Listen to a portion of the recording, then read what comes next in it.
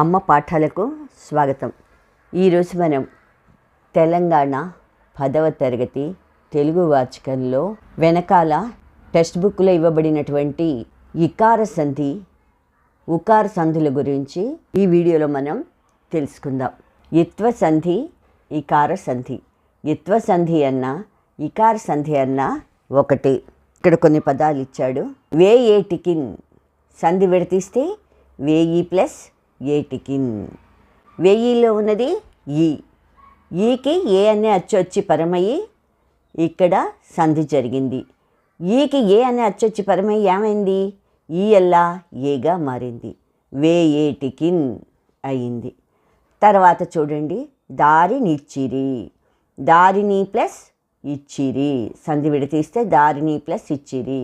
దారినిలో ఉన్నది ఏమిటి? ఈ. ఇచ్చిరిలో ఉన్నది ఈ. ప్లస్కి ముందరున్నది ఈ, తర్వాత ఉన్నది కూడా ఈ.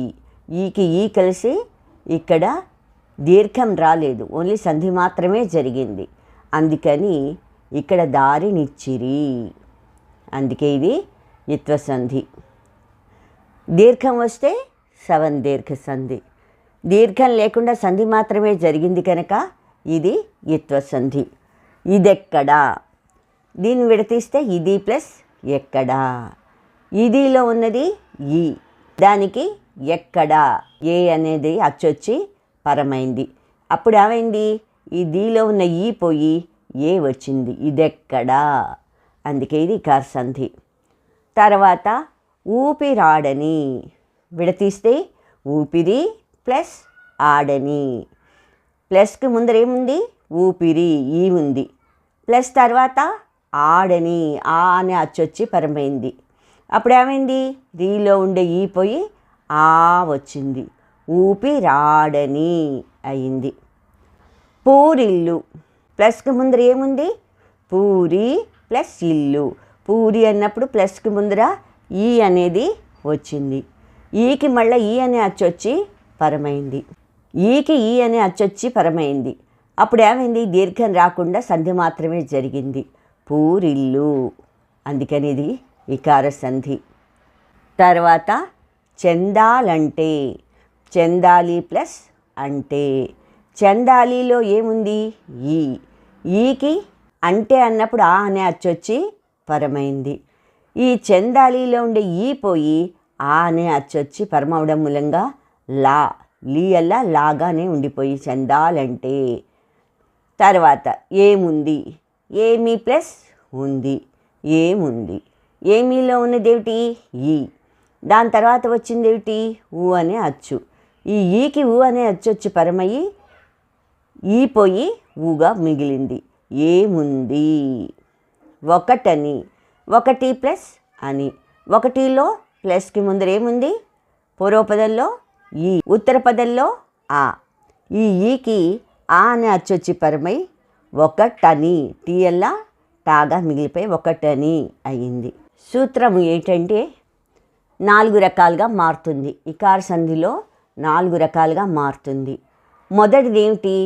ఏమి మొదలైన వాటికి సంధి వైకల్పికంగా వస్తుంది. వైకల్పికము అంటే ఏమిటి? ఒకసారి సంధి జరగచ్చు, ఒకసారి సంధి సమానంగా జరగకపోవచ్చు. ఇక్కడ ఉదాహరణ కూడా ఇచ్చాడు. ఏమి ప్లస్ అంటివి. ఏమీలో ప్లస్కి ఏముంది? మీ అంటే ఈ అనేది ఉంది. ఈకి ఆ అనే అచ్చొచ్చి పరమయ్యి ఆ.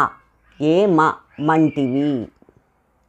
మీ అల్లా మా అయింది. ఆ కనుక మా అయింది. ఏమంటివి.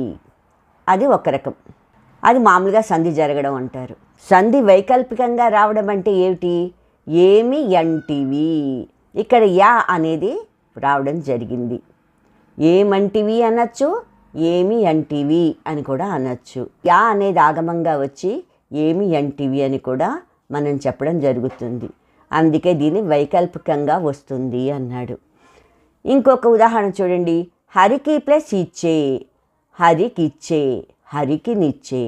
హరికి ప్లస్కి ముందర ఏముంది? కీలో ఈ ఉంది. ఇచ్చే మళ్ళీ ఈ అనేది వచ్చి పరమైంది. హరికి ఇచ్చే అన్నప్పుడు సంధి మాత్రం జరిగింది. వైకల్పికంగా రావడంలో ఏమైంది? హరికి నిచ్చే ఇలా కూడా రాయొచ్చు. హరికి నిచ్చే అంటే వేరే విధంగా కూడా వచ్చిందనమాట. అంటే వైకల్పికంగా వచ్చింది ఇక్కడ. ఇంకొకటి ఏమిటి దీంట్లో ఇకార సంధి సూత్రం, క్రియాపదములందు ఇకారానికి సంధి వైకల్పికంగా వస్తుంది. అంటే పదం ఎలాంటి పదం అయి ఉండాలి? క్రియలకు సంబంధించిన పదాలు అయి ఉండాలి. దాంట్లో ఉండే ఇకారానికి సంధి మళ్ళా వైకల్పికంగా వస్తుంది. ఎలా అయినా రావచ్చు. ఉదాహరణ చూడండి, వచ్చిరప్పుడు, వచ్చిరి. వచ్చిరి అనేది ఏమిటి? క్రియాపదం. వచ్చిరి ప్లస్ అప్పుడు. ఈ క్రియాపదాలందు ఉన్నటువంటి ఈ ఇకారానికి, వచ్చిరిలో ఉండే ఈ ఇకారానికి ఆ అనే అచ్చొచ్చి పరమైంది. వచ్చిరప్పుడు అని మామూలుగా సంధి జరిగింది. వైకల్పికంగా కూడా వస్తే ఏమంటాం దాన్ని? వచ్చిరి ఎప్పుడు. యా అనేది ఆగమంగా వచ్చి వచ్చిరి ఎప్పుడు అని కూడా రాయొచ్చు. అంటే వచ్చిరప్పుడు, వచ్చిరి ఎప్పుడు అన్నా కూడా దాంట్లో తప్పేమీ లేదు. ఇదేమో మామూలుగా సంధి జరిగింది, దీంట్లో వైకల్పికంగా సంధి జరగడం అయింది. మూడవది తీసుకుంటే మధ్యమ పురుష క్రియలందు ఇకారమునకు సంధియగును. మధ్యమ పురుష అని దేన్ని అంటారు? ఎదుటి వ్యక్తుల గురించి తెలియజేయడాన్నే మధ్యమ పురుష అంటారు. మధ్యమ పురుష క్రియలందు ఇకారానికి సంధియగును. వచ్చితివప్పుడు. వచ్చితివి అని ఎవరి గురించి చెప్తున్నాము?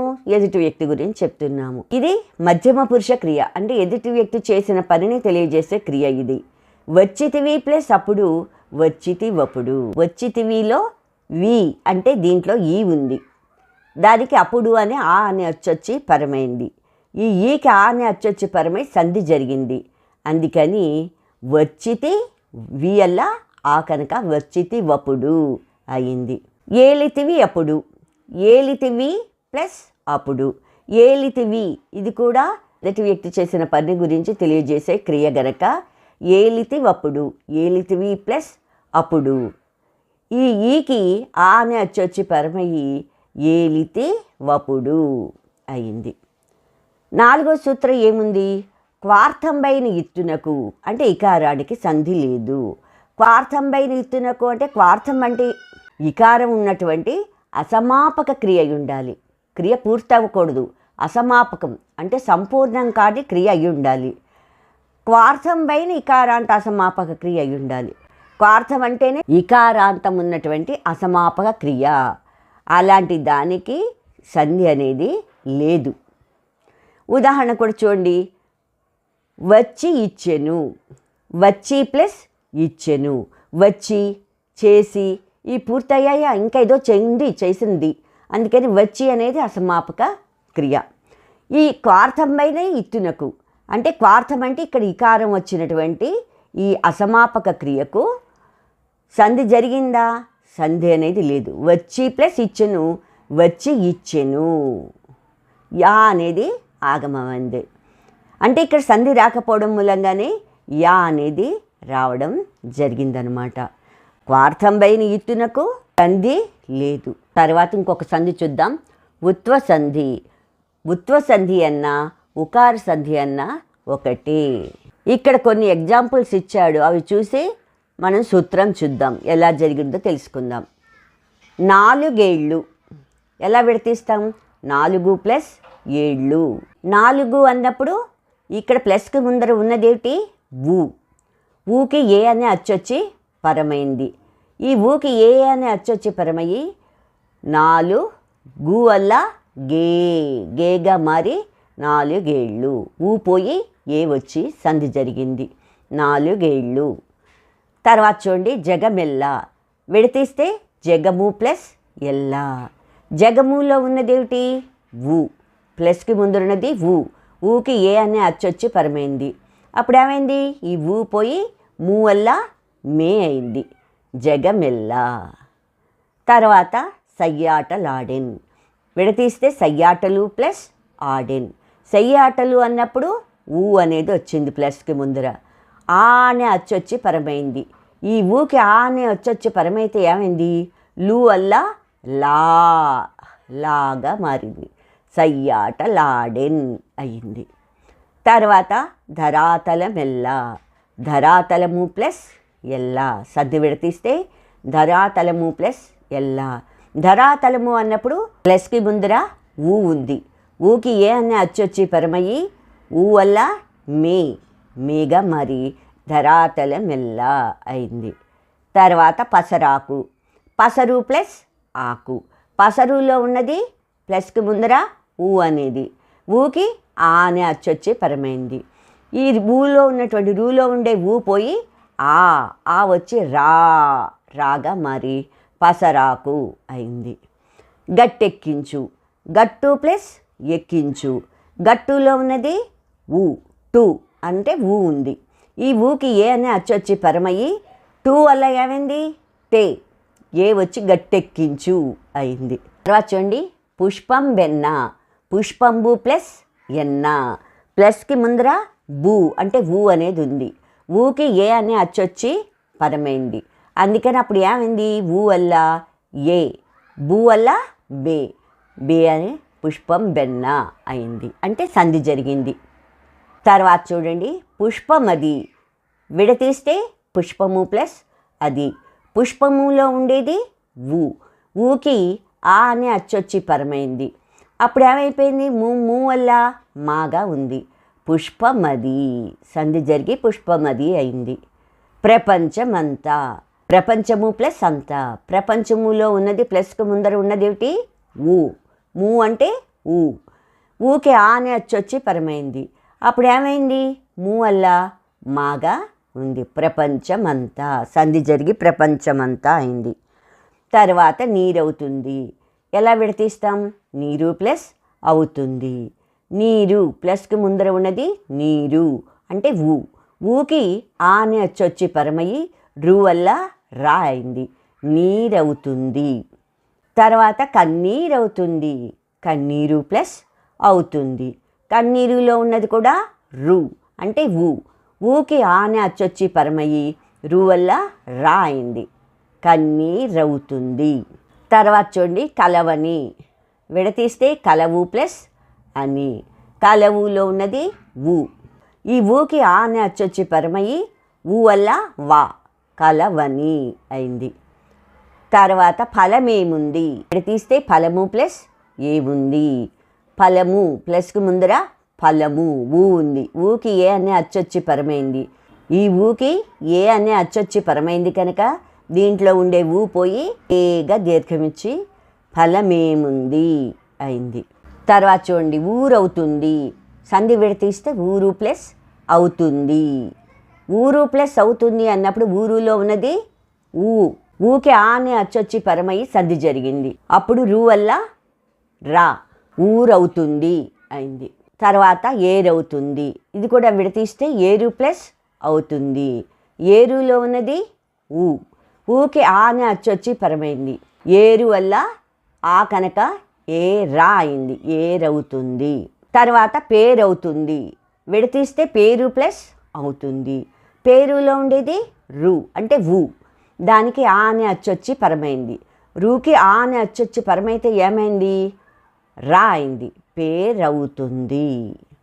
తర్వాత బీరెండ, విడతీస్తే బీరు ప్లస్ ఎండ, బీరులో ఉండేది ఊ, ఊకి ఏ అనే అచ్చొచ్చి పరమయ్యి ఏ రూ వల్ల రే అయింది, బీరెండ అయింది. సూత్రం ఏంటి దీనికి, ఉత్తునకు అంటే ఉకారానికి అచ్చు వచ్చి పరమైతే సంధి నిత్యము, సంధి నిత్యము అంటే సంధి కంపల్సరిగా జరుగుతుంది, తప్పకుండా సంధి జరుగుతుంది. ఇప్పుడు మనం పైన ఎన్నో ఉదాహరణలు చూసాం, అన్ని ఉదాహరణలోనూ కూడా విడతీసినప్పుడు ఈ ప్లస్కి ముందర పూర్వపదం చివరి ఏముంది ఊ అనే అచ్చు వచ్చింది, దానికి ఏ అచ్చు అయితే వచ్చి పరమైందో ఆ అచ్చు దాని మీదకి వచ్చి ఏ పరమైతే రే అయింది, అలాగే ఆ పరమైతే రా అన్నట్టు. అంటే ఏమిటి, ఏది పరమైతే ఆ అచ్చు యొక్క ఎఫెక్ట్ దీని మీద వస్తుంది, ఆ రకంగా సంధి మనకి జరిగింది. గుర్తున ఖర్చు పరంబగునప్పుడు సంధి నిత్యము అన్నాడు, అంటే కంపల్సరిగా జరుగుతుంది అని చెప్పడం జరిగింది. మీకు సంధులు వాటి యొక్క ఉదాహరణలు సూత్రాలు మీకు చాలా ఉపయోగపడతాయని భావిస్తున్నాను. మీకు కనుక నచ్చినట్టయితే లైక్ బటన్ క్లిక్ చేయండి, అలాగే మీ అభిప్రాయాలు సూచనలు కామెంట్ బాక్స్లో పొందుపరచండి, బెల్ బటన్ నొక్కడం మర్చిపోకండి, సబ్స్క్రైబ్ చేయండి. మీరు మాకు ఇచ్చే ఎంకరేజ్మెంట్ తోటి మరిన్ని సంధులు మీకు ఉత్సాహంగా చెప్పగలుగుతాం. థ్యాంక్ యూ, సెలవు.